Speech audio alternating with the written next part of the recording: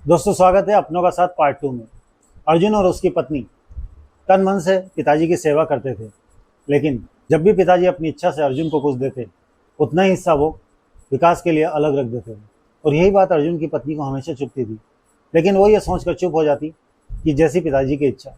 एक दिन रामस्वरूप के दोस्त ने कहा, जो बेटा तुम्हारे लिए अपनी जिंदगी लगा रहा है, कम से कम उसके त्याग को तो पहचाना करो।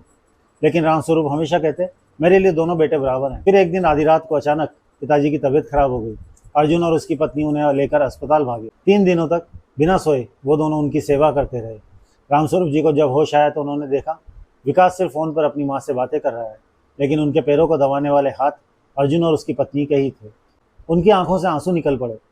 उन्होंने अर्जुन का हाथ पकड़कर धीरे से कहा, बेटा, मैंने हमेशा सबको बराबर समझा है, लेकिन आज समझ आया कि बराबरी रिश्तों से नहीं, निभाई गई जिम्मेदारियों से होती है। कुछ दिनों बाद रामस्वरूप जी इस दुनिया से चल बसे, लेकिन जाते जाते अपनी वसीयत में एक बात लिख गए, संपत्ति का हिस्सा चाहे बराबर हो जाए, पर सेवा और त्याग का सम्मान हमेशा बड़ा होता है। दोस्तों, अपने वो नहीं होते जो तस्वीरों में साथ होते हैं, अपने वो होते हैं जो तकलीफ में भी साथ खड़े होते हैं।